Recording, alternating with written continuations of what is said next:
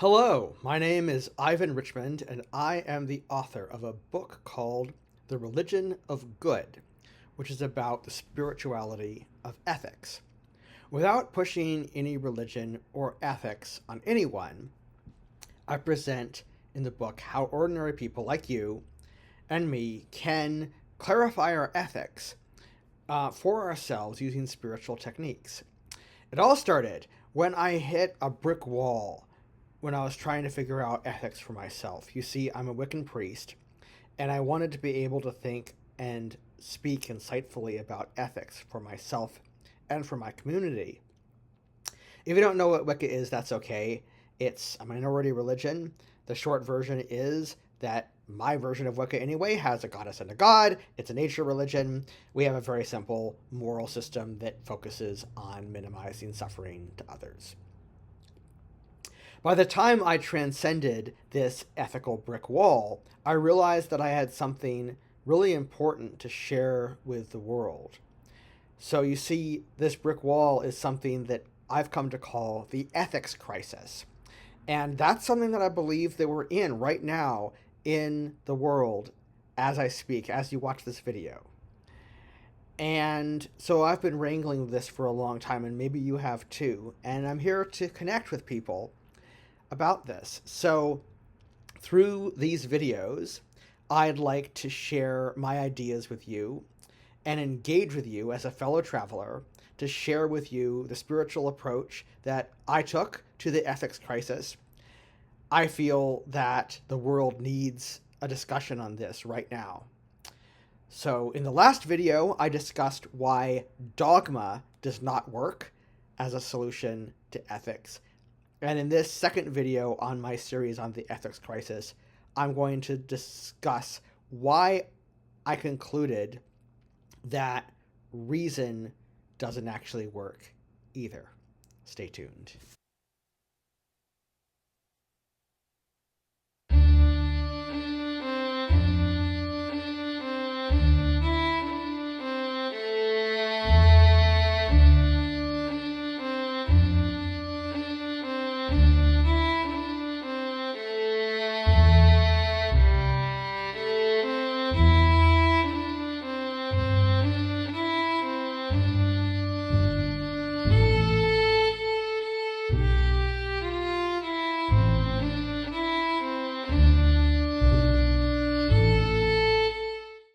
So 8 years ago, I hit the books, and I thought, how hard could it be? After all, I have a BA in Greco-Roman classics from a reputable liberal arts college, right?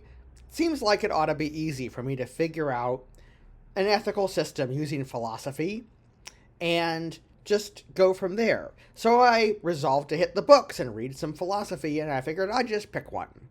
Well, I quickly found there's three main branches in the West for the philosophy of ethics, and these are something called virtue ethics, something called deontology, and something called consequentialism. Now, don't worry what those mean. I'm going to explain what those mean in just a sec. But suffice it to say that after I got done reading Aristotle for virtue ethics, Immanuel Kant, who's the father of deontology, and J.S. Mill, John Stuart Mill, for consequentialism, I scratched my head and I kind of went, if I actually apply these, they don't seem to work.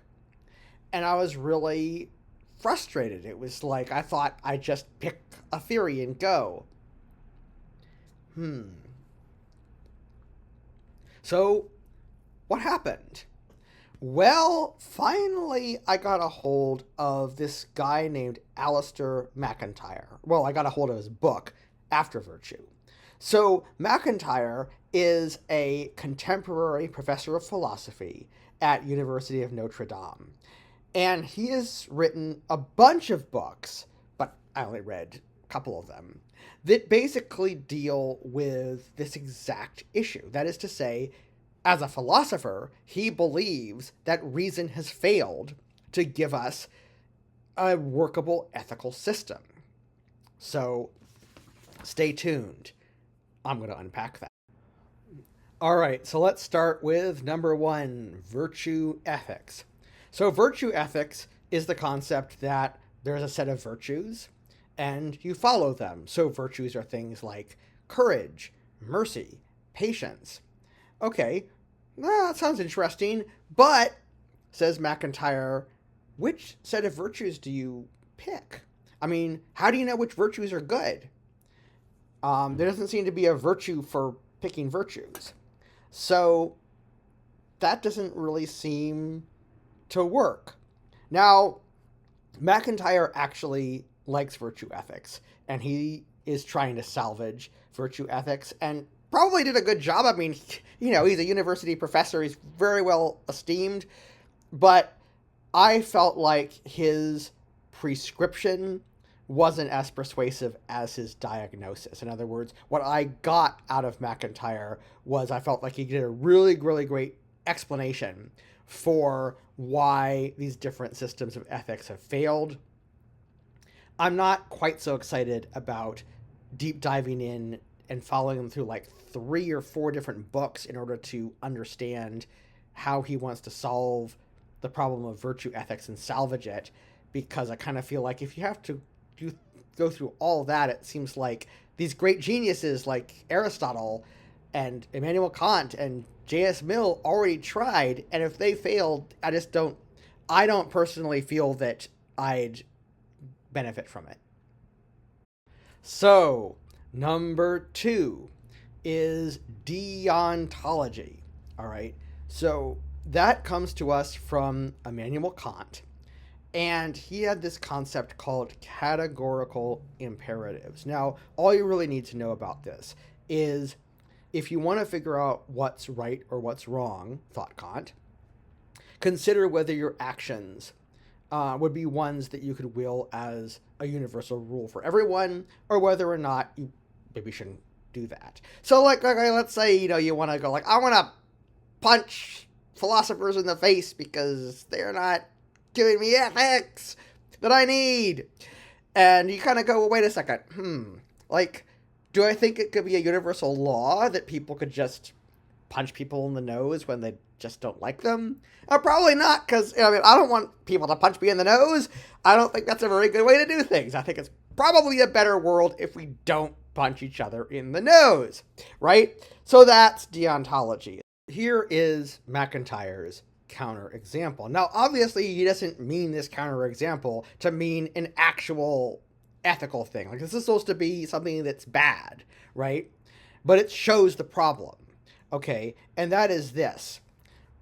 My religion, says the theocrat, is the one right, true, and only religion. In order to be good, you have to follow it. If you don't follow it, you're evil. Therefore, my religion should conquer the world and force everyone to follow it. And if I weren't a member of that religion, of course I'd want to be conquered. Well, if your spidey sense is tingling, that's the point, right? This is nothing that Immanuel Kant ever would have promoted. It's not something that Alistair McIntyre is promoting, not something I'm promoting, and I certainly hope that nobody watching this video thinks that's a good idea. But the problem is, it's an example of a categorical imperative, unfortunately, and it underscores the fundamental problem that McIntyre has with categorical imperatives in the first place, which is, how do you know which categorical imperative to have?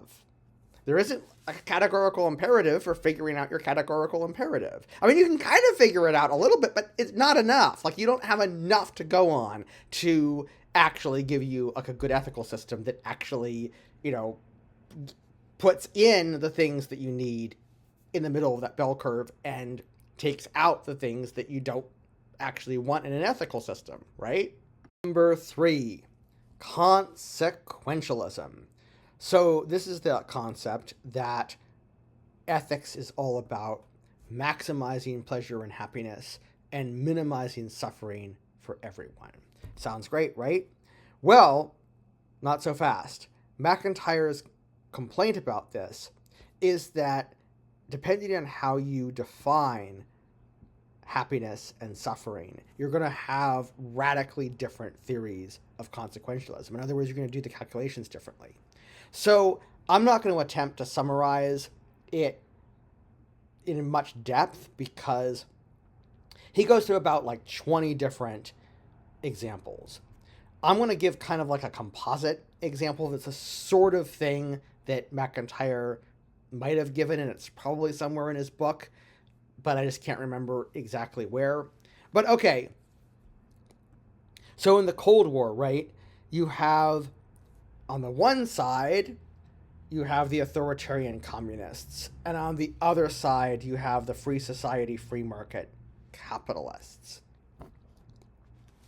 Now, the communist is going to say that in order to maximize people's happiness and minimize their suffering, the most important thing is to meet people's needs. And, well, the party always has to win because the Communist Party has to be in control in order to do that. And the price you pay is your freedom. On the other hand, you could go with the free society, free market capitalists who say that the most important form of happiness is freedom, and the price you pay is that some people will be dirt poor and die of starvation in the streets. So, take your pick. Which one of those would you go with? I go with something in the middle, but, okay, you get the point, right? There's too many different ways that you can do consequentialism. I should acknowledge another stance, and that is moral relativism. Now, some of you may be saying, well, isn't it possible that we human beings just made this moral stuff up? Either cultures made it up or individuals did. Well, it's not actually something that the academics have actually centralized on. So I actually looked into this, and it turns out there is a debate going on right now in the universities between moral relativism and something called moral realism. Now, moral realism is the concept that, yes, of course, we acknowledge that different cultures have different values, but isn't it possible that there's a real thing, that goodness is this real thing, and that it's all kind of like the blind people and the elephant, like different cultures have different perspectives on that real thing? That's undoubtable, but the thing itself, goodness, is actually real. Now, they don't mean that it comes from God or that it's this physical thing that we can touch. Like, that's not what they're saying. They're saying that it's like, there's mathematical truths, right? How do we know there isn't some sort of reality to what we're talking about? Okay. And I thought a lot about this, and I have several problems with moral relativism. What it comes down to for me is that for me, the subject of ethics is not about people, but about relationships among people. And I don't feel that the moral relativist account really accounts for those relationships. So let's say we're talking about individuals. So you say, okay, I have my perspective, another individual has their perspective, but the question of ethics is how ought we to behave? What sort of relationship ought we to have? And the thing is that neither my intuition nor theirs can resolve that. Neither my perspective nor theirs can resolve that. And what's more, if you have two different people in two different cultures, how are they supposed to get along? Like, it doesn't explain that. How ought they to interact with each other? And, if ethics is actually about the relationships among people and cultures, not just about people or cultures, then it seems to me that the moral relativists aren't really getting it right. Okay. Now, the sociologist Stephen M. Tipton, who advised me on this book, he said something interesting, which is he said there's a middle ground, which he called ethical pluralism. Now, ethical pluralism is simply the idea that we agree that different cultures have different values. And we're going to set aside the question of whether or not goodness is something real or whether goodness is just purely relative. And I really like that because it allows us to kind of get back on track with exploring these ideas without getting bogged down in a moral relativist stance. Because the world needs ethics. We need to get along with each other. Going through all this, I was able to clarify for myself why I'd come not to think that rational approaches to ethics really work. But it raised a new specter that would haunt me even worse than just the question of how to be good.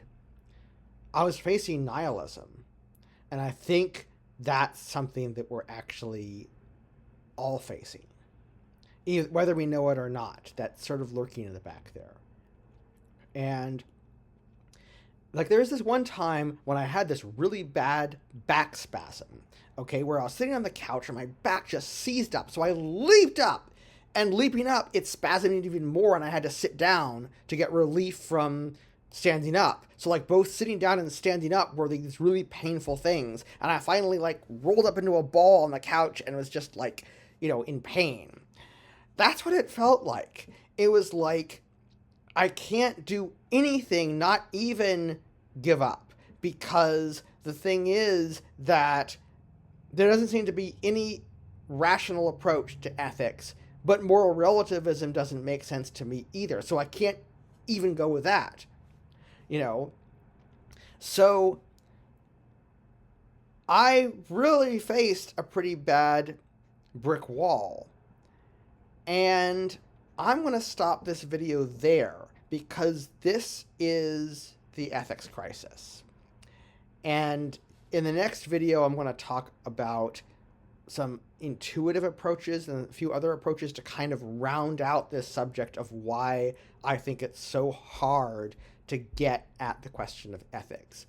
And then eventually I'm going to get to what my solution is. So stay tuned. All right. Thank you very much for your attention and for watching. And I look forward to hearing what you have to say in the comments. Thanks very much.